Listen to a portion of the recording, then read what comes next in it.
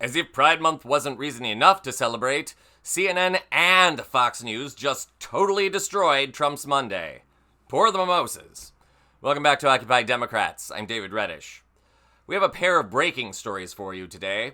First, CNN kicked off coverage today by doing a recap and overview of the Trump presidency. In short, the network declared President Taco a leading candidate for the most failed administration ever. Now, this is a longer clip, but trust me, it's satisfying, so you're going to want to watch the whole thing. Take a look. Yeah, you know, Kate, I'm a Buffalo Bills fan, so I know what losing feels like, and I will tell you that the courts have halted Trump's admin agenda a huge number of times. What are we talking about? We're talking about at least 181 times that they have at least temporarily, halted Trump's agenda. That is a huge number. To give you that in percentage terms, in over 50% of the cases that are presented to courts, the Trump administration agenda has been halted at least temporarily. So Donald Trump, tries to do these actions with his administration, but the courts have been saying, hold on, wait a minute here. Then they have said that at least 181 times so far in just the first few months of this administration. Quite a number. On tariffs, some of the latest is this moniker that Wall Street we're learning that's being thrown around on Wall Street, which is TACO, an acronym for Trump always chickens out. Yes. You have numbers on that. Yeah. Okay. So one of the things, you hear these things going on, you say, okay, is this actually entering the mainstream culture? And we can see this right here in Google searches. The top term that was Googled with Donald Trump on Thursday was TACO. It was TACO. Indeed. Get this, the terms Trump and Taco Google together up through the roof. Get this, 9,900% increase on Thursday versus Tuesday. So if you are wondering whether or not this Trump always chickens out and the acronym TACO actually has entered the mainstream, well, Google gives it away. It 100% has. And this to me is quite troubling for Donald Trump because obviously he trades on his name. He trades on the idea that he does what he says. And if all of a sudden you're associating Trump always chickens out with Donald Trump, well, that is no bueno. So one of the things that you hear from the president and his allies is what's being blocked. What he's doing is exactly what he promised on the campaign trail and exactly, he says, what Americans voted for and put him in the White House again to do.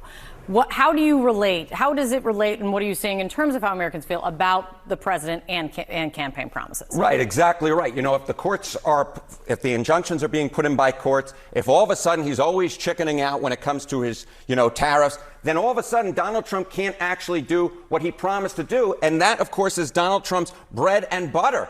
And, even before the TACO acronym came into effect, our CNN poll asked, good at keeping campaign promises. Look at this. Just 48% of Americans said that Donald Trump was good at keeping campaign promises.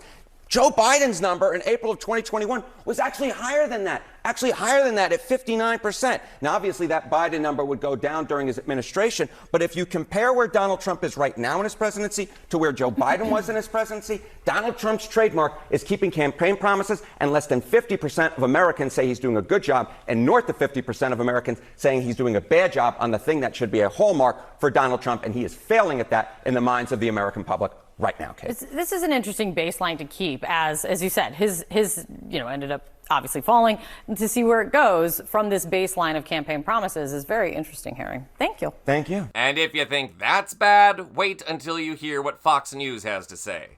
Well, there's not much to really quarrel with in that CNN clip, is there? The courts have blocked the TACO agenda almost 200 times, which has to be some kind of record given the time frame. TACO has entered the vernacular. Joe Biden is beating Trump in the polls, which might explain why Trump now claims Biden was cloned. Seriously, I think the man must have seen Jurassic Park one too many times. And yet, all this acid tossed around by CNN still pales in comparison to what Fox News reported, providing a similar overview of the state of the TACO presidency and its grand aspirations. Analyst Marie Harf had this to say. Look, I think politically, he will continue to be a problem for Republicans. And let's talk about what these offsets are. Morally and politically, these are very tough things for many Republicans to defend. Slashing Medicaid, it's not just waste and fraud here. Millions of people who deserve legally to be on Medicaid will get kicked off of their health insurance. When we're talking about the Doge cuts, Elon Musk did not find widespread waste, fraud, and abuse. He did not reach his big 1 trillion number. What he did was get a lot of veterans fired. He shut down USAID, which around the world helps the most vulnerable people. And by the way, you know what country's doing that now that we're not?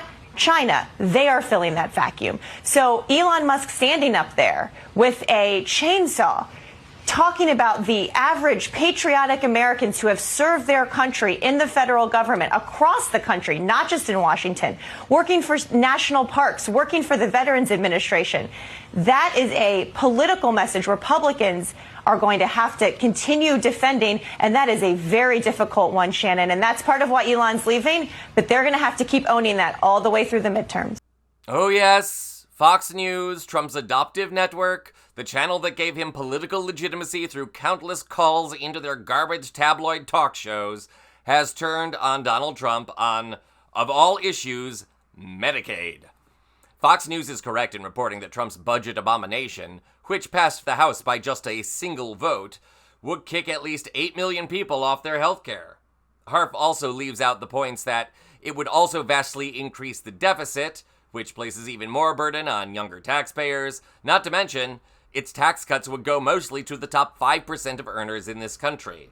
So, in other words, it would be the biggest transfer of wealth from the poor to the rich in American history.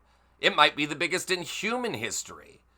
On the upside, perhaps because they sense the USS Taco is sinking faster than Trump realizes, several key senators, including Rand Paul, Lindsey Graham, Susan Collins, Josh Hawley, Ron Johnson, and Lisa Murkowski, have all indicated they are a no on the bill, at least in its current form. Trump can only lose 4 votes in the Senate, so for the moment, the bill looks dead. Now, that doesn't mean it will stay that way. I remember when media commentators in 2009 claimed Barack Obama's healthcare bill was dead, but eventually it resurrected and passed. So anything can happen. But this particular moment in history reminds me more of 1993. At that time, Bill Clinton's signature healthcare initiative had failed dreadfully, much like Trump's signature establishment of Doge.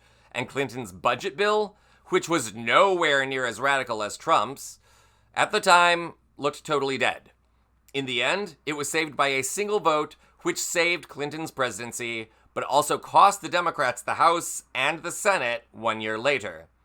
Thus, as Trump continues to flood the media with his nincompoopery, like saying Joe Biden was cloned, the real story to watch is the story of the budget bill in the Senate.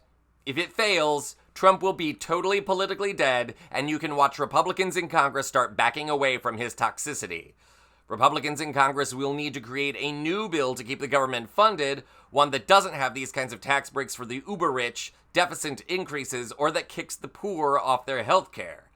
And if the party alienates Trump, wherever will he go for support? This is Occupy Democrats.